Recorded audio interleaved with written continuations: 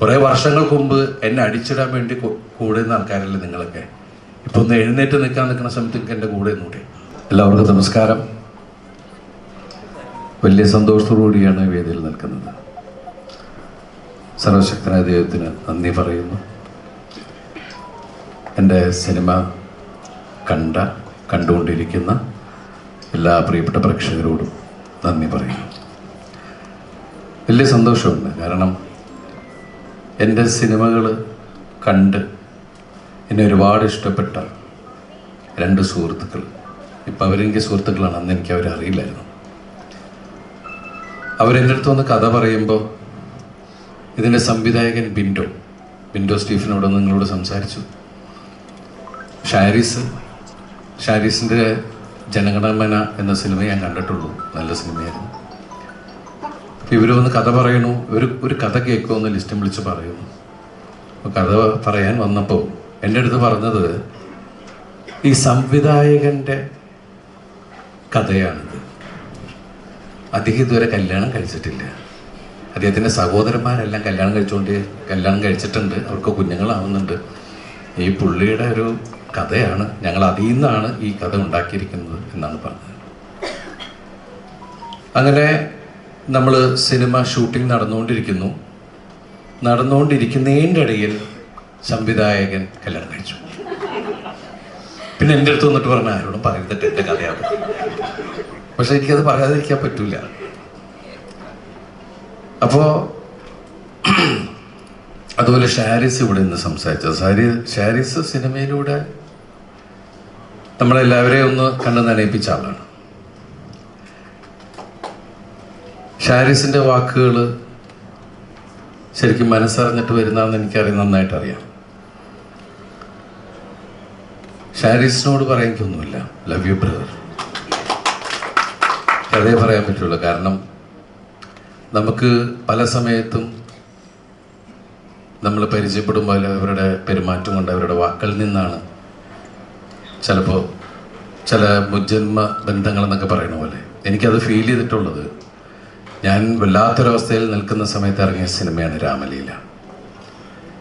ആ രാമലീല എഴുതിയ സച്ചി നമ്മളെ വിട്ടുപോയി.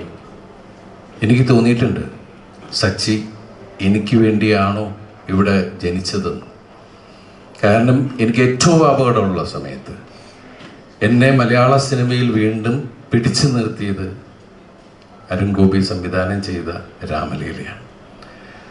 ആ സിനിമയ്ക്ക് എൻ്റെ കരിയറിലെ ഏറ്റവും വലിയ ഹിറ്റുകളിലൊന്നാണ് രാമലീല. ഏറ്റവും പ്രതിസന്ധിയിൽ നിൽക്കുന്ന സമയത്ത്, ഇനി മലയാള സിനിമയിൽ ദിലീപ് ഇല്ല എന്ന് പറയുന്ന സമയത്ത് ഇവിടുത്തെ ലക്ഷക്കണക്കിന് ജനങ്ങൾ തിയേറ്ററിലേക്ക് ഓടി വന്ന് ആ നടനെ ഇവിടുന്ന് അങ്ങനെ കളയാൻ പാടില്ല എന്നുള്ള രീതിയിൽ പിടിച്ചു നിർത്തിയൊരു സിനിമയാണത്. അതുപോലെ തന്നെ ഈ 150ാമത്തെ സിനിമ, ഇപ്പം ഇവിടെ പറയണ്ടേ, എൻ്റെ 100ാമത്തെ സിനിമ കാര്യസ്ഥനായിരുന്നു. ആ സിനിമയിലും എൻ്റെ അച്ഛനായിട്ട് അഭിനയിച്ച സിദ്ദിഖാണ്. എൻ്റെ 150ാമത്തെ സിനിമയിലും എങ്ങനെയൊക്കെയോ കറങ്ങി തിരിഞ്ഞ് സിദ്ദിഖ് തന്നെയായിട്ട് എൻ്റെ അച്ഛനായിട്ട് അഭിനയിക്കുന്നത്. അപ്പം ഞാനിടയ്ക്ക് പല സിനിമകളും ഞങ്ങളങ്ങനെ അച്ഛൻ മകൻ, ഇപ്പോൾ നിങ്ങൾക്ക് എല്ലാവർക്കും ഇഷ്ടപ്പെട്ട സിനിമകളിലൊന്നാണ് മൊത്തം കയ്യിൽ നിന്ന് പോയി ഒരു രീതി നടക്കുന്ന ബാലം വക്കീലിലെ എൻ്റെ അച്ഛൻ. അപ്പം ഞാനിടയ്ക്ക് ഫോൺ ചെയ്യുമ്പോൾ അച്ഛാ എന്ന് പറഞ്ഞാൽ വിളിക്കണത്. കാരണം അങ്ങനെ ഒരു ചില ബന്ധങ്ങളുണ്ടാവാന്ന് പറയില്ലേ. അതുപോലെ ലിസ്റ്റിൻ്റെ കൂടെ ഞങ്ങൾ അവിടെ ഇവിടെയൊക്കെ വെച്ച് കണ്ടുള്ള സൗഹൃദങ്ങൾ മാത്രമേ ഉള്ളൂ. ലിസ്റ്റിൻ്റെ കൂടെ പടം ചെയ്തിട്ടൊന്നുമില്ല. മലയാള സിനിമയിലെ ഒട്ടുമിക്ക താരങ്ങളെയും വെച്ച് നിർമ്മിക്കുന്ന ഒരു വലിയ കമ്പനിയാണ് മാജിക് ഫ്രെയിംസ്. അപ്പോൾ ലിസ്റ്റിന് അങ്ങനെ ഒരു കഥ, ലിസ്റ്റിൻ്റെ ഒറ്റ ആഗ്രഹമാണ്, ചേട്ടാ ഈ പടം അടിക്കണം, ഈ പടം നമുക്ക് ആവശ്യമാണ് എന്ന് പറയുന്ന. കാരണം ഞാനൊരു നിർമ്മാതാവാണ്.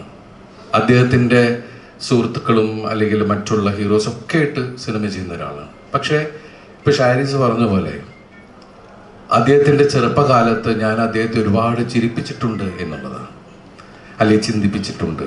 എൻ്റെ സിനിമകൾ ഒരുപാട് ഇഷ്ടമായിരുന്നു ഇഷ്ടമാണ് എന്ന് സംസാരിച്ചുകൊണ്ടിരിക്കുന്ന ലിസ്റ്റിന് ഈ സിനിമ മറ്റെന്തിനേക്കാളും വലുതായിട്ടാണ് എനിക്ക് പ്രവൃത്തിയിൽ തന്നെ തോന്നിയിട്ടുള്ളത്. സത്യം പറഞ്ഞ ഈ സിനിമ വരുമ്പോൾ, ഈ സിനിമ റിലീസാവുന്ന നിമിഷം വരെ വലിയ പരസ്യങ്ങളൊന്നും ഇല്ലാതിരുന്ന സിനിമയാണ്. ഈ സിനിമയ്ക്ക് ഏറ്റവും കൂടുതൽ പരസ്യം തന്നത് ഇവിടുത്തെ മലയാളി പ്രേക്ഷകരാണ്. കാരണം മൗത്ത് പബ്ലിസിറ്റി എന്ന് പറയുന്ന ആ പബ്ലിസിറ്റി ഏറ്റവും വലുതാണ്. പ്രത്യേകിച്ച് ഇന്നത്തെ അവസ്ഥയിൽ നമുക്ക് ഒരാൾ ഒരു കാര്യം പറഞ്ഞാൽ അത്രയും വേഗത്തിലാണത് ലോകത്തിൻ്റെ മുമ്പിലേക്ക് എത്തുന്നത്. അതിന് സഹായിക്കുന്നത് ശരിക്കും പറഞ്ഞാൽ ഈ സിനിമയിൽ ഏറ്റവും എടുത്തു പറയേണ്ട ഒന്ന് തന്നെയാണ് നമ്മൾ സോഷ്യൽ മീഡിയയിലൂടെ. കാരണം ഈ സിനിമയുടെ ഒരു വലിയ പ്രസ് മീറ്റും കാര്യങ്ങളുമൊക്കെ വെക്കുന്ന സമയത്ത് ഒരു കൊച്ചു വേടിയിൽ നിന്നാണെങ്കിൽ നമുക്ക് വേണമെങ്കിൽ ഈ സിനിമയുടെ മൊത്തം കഥ പുറത്തേക്ക് പോകാം. അപ്പോൾ അതുകൊണ്ട് തന്നെയായിരിക്കും ഇതിൻ്റെ എല്ലാവരും ചർച്ച ചെയ്ത് തീരുമാനിച്ചു നമുക്ക് ഈ സിനിമ കഴിഞ്ഞിട്ട് നമുക്ക് മീഡിയയുമായി നമുക്ക് തുറന്ന് സംസാരിക്കാം. കാരണം എന്ന് വെച്ചിട്ടുണ്ടെങ്കിൽ ഇപ്പോൾ ഈ സിനിമ എനിക്ക് തോന്നുന്നു നിങ്ങൾ ഒട്ടുമിക്ക ആൾക്കാരും കണ്ടിട്ടുണ്ടാവും. അപ്പോൾ എന്തുകൊണ്ടാണ് ഇന്നത്തെ നമ്മുടെ ലൈഫിൽ സോഷ്യൽ മീഡിയയുടെ പ്രസക്തി എന്താണെന്ന് നമുക്ക് എല്ലാവർക്കും അറിയാം. ഇപ്പോൾ ഇവിടെ നിൽക്കുന്നത് നമുക്ക് പ്രൈവസി ഏറ്റവും കൂടുതൽ ആഗ്രഹിക്കുന്ന ഒരാൾക്ക് ഒരു പ്രൈവസിയും ഇല്ലാത്തൊരു ലോകത്താണ് നമ്മൾ ജീവിക്കുന്നത്. കാരണം നമുക്ക് പറയാനുള്ള ഇപ്പം നിങ്ങളെല്ലാവരെയും ഇവിടെ ക്ഷണിച്ചത് നന്ദി പറയാൻ നിങ്ങളോടും നിങ്ങളിത് എത്തിക്കുന്ന ആൾക്കാരോടും അത് കാണുന്നവരോടും കണ്ടുകൊണ്ട് നിൽക്കുന്നവരോടും നന്ദി പറയാനാണ് ഇങ്ങനെ ഒരു വേദി ശരിക്കും പറഞ്ഞ് ഞങ്ങളെല്ലാവരും കൂടി ഒരുക്കിയിരിക്കുന്നത്. നേരിട്ട് സംസാരിക്കാൻ, ലോകത്തിനോട് സംസാരിക്കാൻ, നിങ്ങളോട് സംസാരിക്കാൻ. അതുപോലെ തന്നെ ഈ സിനിമയുടെ ക്യാമറമാനാണ് രണദേവ. അദ്ദേഹം ഇവിടെ ഇതുവരെ വന്നിട്ടില്ല. അദ്ദേഹത്തിൻ്റെ ഗംഭീര വർക്കുകളൊന്നാണ്. അതുപോലെ എൻ്റെ സംഗീത സംവിധായകൻ സനൽ, അദ്ദേഹത്തിൻ്റെ ആദ്യത്തെ സിനിമയാണ്. ഇതിൽ എൻ്റെ കൂടെ അഭിനയിച്ച നായിക, ഞാൻ ഈ കഥ കേട്ടപ്പോൾ ഇവരോട് ആദ്യം പറഞ്ഞത് ആ കഥാപാത്രമാണ് ഈ പടത്തിൻ്റെ ഹീറോ. ആ കഥാപാത്രം നന്നായില്ലെങ്കിൽ ഈ സിനിമ നമുക്ക് ഒരിക്കലും വിജയിക്കില്ല. പക്ഷെ അവർ പല കുട്ടികളെ ഇങ്ങനെ നോക്കി അവസാനം അവരെത്തിയത് റാണിയ റാണ എന്ന ഒരു വലിയ കലാകാരിയിലാണ്. റാണിയെക്കുറിച്ച് പറയുകയാണെങ്കിൽ എനിക്കറിയാവുന്നത് കലാമണ്ഡലത്തിലെ പ്രോഡക്റ്റാണ് അവർ. അതുപോലെ ഒരുപാട് കുട്ടികൾക്ക് ക്ലാസ് എടുക്കുകയും അവർക്ക് വിദ്യ അഭ്യസിപ്പിക്കുകയൊക്കെ ചെയ്യുന്ന ഒരു വലിയ കലാകാരി. അവരുടെ മനസ്സിൽ മുഴുവൻ സിനിമകളായിരുന്നു. ഒരു ദിവസം അത് വർക്കൗട്ടാവുമെന്ന് അറിയില്ല. നമ്മൾ സിനിമയെ ഒരുപാട് സ്നേഹിക്കുമ്പോൾ സിനിമ നമ്മളെ തേടി നമ്മളിലേക്ക് വരും. അങ്ങനെ കൊണ്ടുതന്ന ഒരു വലിയ കലാകാരി. എൻ്റെ കൂടെ ഒരുപാട് നായകന്മാർ മലയാള സിനിമയിൽ ഒരുപാട് ലാംഗ്വേജിൽ അഭിനയിച്ചിട്ടുള്ള നായികമാർ എൻ്റെ കൂടെ അഭിനയിച്ചിട്ടുണ്ട്. വെച്ചാൽ ആദ്യകാല സിനിമകളിൽ എൻ്റെ കൂടെ വന്നിട്ടുണ്ട്. അതുപോലെ നമുക്ക് മലയാള സിനിമയ്ക്ക് കിട്ടിയ ഒരു വലിയ കലാകാരിയാണ് റാണിയ റാണ. അതുപോലെ തന്നെ മീനാക്ഷി മാധവി, അവരുടെ രണ്ടാമത്തെ സിനിമയാണ്. എൻ്റെ രണ്ട് നായകന്മാരാണ്. ഒരു ഏരിയയിൽ ശരിക്കും പറഞ്ഞാൽ ഫസ്റ്റ് ഹാഫിൻ്റെ ഒരു ഏരിയ തന്നെ അന്ന എന്ന് പറയുന്ന കഥാപാത്രമാണ് മുന്നോട്ട് കൊണ്ടുപോയിട്ടുള്ളത്. ഞാൻ അതിനു മുമ്പ് മീനാക്ഷിയുടെ സിനിമ കണ്ടിട്ടുള്ളത് മധുരം മനോഹരം. ആ സിനിമയിലാണ് വളരെ റിയലിസ്റ്റിക് ആയിട്ട് അഭിനയിക്കുന്നത്. സത്യം പറഞ്ഞാൽ ഇപ്പോൾ ഉള്ള ആൾക്കാർ അത്രയും ഗംഭീരമായിട്ട് അഭിനയിക്കുന്നത്. നിങ്ങൾ എൻ്റെ കൂടെ അഭിനയിച്ചപ്പോൾ ഞാനും അഭിനയം പഠിച്ചു. ആ ഒരു ഗിവ് ആൻഡ് ടേക്ക് ഭയങ്കരമായിട്ട് എല്ലാവരിലും ഒന്നും ഉണ്ടായിരുന്നു. അതുപോലെ തന്നെ ജെസ്സി മമ്മീനെ നിങ്ങളാരും മറക്കൂല, അറിയാലോ. അപ്പോൾ അങ്ങനെയുള്ള കഥാപാത്രങ്ങൾ. പിന്നെ എനിക്ക് എടുത്തു പറയേണ്ട ആൾ ഇപ്പോൾ പ്രിൻസ് ആൻഡ് ഫാമിലിയിലെ എൻ്റെ അനിയന്മാർ രണ്ടുപേരുണ്ട്. ഒന്ന് ധ്യാനും ഒന്ന് ജോസൂട്ടിയും. ഞാൻ ആ സിനിമ കഴിഞ്ഞിട്ട് അദ്ദേഹത്തെ അവരാണ് വീട്ടിൽ വെച്ച് കണ്ടു. പിന്നെ ഞാൻ എപ്പോഴാണ് കാണുന്നത്. വളരെ തിരക്കുള്ള ആ കലാകാരനെ നമുക്ക് ഇന്നത്തെ മുത്താണ് നമ്മുടെ. ഞാൻ ഈ സിനിമയുടെ ഒരു ഇൻ്റർവ്യൂവിലും അവനെ കൊണ്ടുവന്ന് വെച്ചിട്ടില്ല. ഇന്ന് മുതൽ 2 ദിവസം തരൂല്ലേ?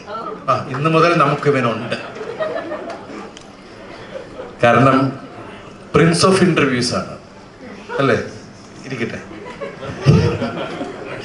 എല്ലാവർക്കും പ്രിൻസിൻ്റെ ധ്യാനിൻ്റെ ഇൻ്റർവ്യൂവിനെ ഒരുപാട് ഇഷ്ടമാണെന്നറിയാം. എന്തായാലും വലിയ സന്തോഷമുണ്ട്.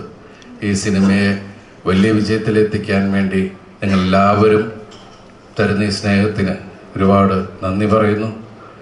എനിക്കൊരു അപേക്ഷ ഉള്ളത്, എങ്ങനെ വേണമെങ്കിലും എടുക്കാം, ഇത് റിക്വസ്റ്റാണ്, ഒന്നുമില്ല. കുറേ വർഷങ്ങൾക്ക് മുമ്പ് എന്നെ അടിച്ചിടാൻ വേണ്ടി കൂടുന്ന ആൾക്കാരല്ലേ നിങ്ങളൊക്കെ. ഇപ്പൊ ഒന്ന് എഴുന്നേറ്റ് നിൽക്കുന്ന സമയത്ത് എൻ്റെ കൂടെ ഒന്നുകൂടെ. വലിയ സന്തോഷം. നിങ്ങളുടെ എല്ലാവരുടെയും അനുഗ്രഹങ്ങളും സഹായങ്ങളും പ്രാർത്ഥനകളും പ്രതീക്ഷിച്ചുകൊണ്ട് നന്ദി, ഒരുപാട് നന്ദി. Thank you. എൻ്റെ പ്രിയപ്പെട്ട സംവിധായകരിൽ ഒരാളെ ജോണിയെ കുറിച്ച് ഞാനൊന്നും പറഞ്ഞില്ല, ക്ഷമിക്കണം. നിങ്ങൾക്ക് എല്ലാവർക്കും അറിയാമല്ലോ, ഏറ്റവും കൂടുതൽ 2000-ലെ ഏറ്റവും കൂടുതൽ ആൾക്കാരെ കയ്യിലെടുത്തൊരു സിനിമയുടെ സംവിധായകൻ, അദ്ദേഹത്തിൻ്റെ ആദ്യത്തെ സിനിമ നിർമ്മിക്കാനുള്ള ഒരു അവസരം എനിക്ക് കിട്ടി. ജോണി ആൻ്റണി. ഇതിൽ ഞാനും ജോണിയൊക്കെയുള്ള കോംബോ ഭയങ്കര രസമായിരുന്നു എന്നെല്ലാവരും പറഞ്ഞു. വലിയ സന്തോഷം. അതുപോലെ ഇതിൽ വരാത്ത ഒരാളുണ്ട്, ബിന്ദു പണിക്കർ, ഇവിടെ എത്തിയിട്ടില്ല. ബിന്ദു ആണെങ്കിലും സിദ്ദിഖുള്ള ഞങ്ങളുടെ കോംബോ അത് ഒരുപാട് തവണയായിട്ടും എല്ലാവർക്കും ബോറടിക്കാതെ അത് ഇഷ്ടപ്പെടുകയും 2 കൈ നീട്ടി സ്വീകരിക്കുകയും ചെയ്തു. അതിൽ വലിയ സന്തോഷം. Thank you. ഇടയ്ക്കറിയില്ല.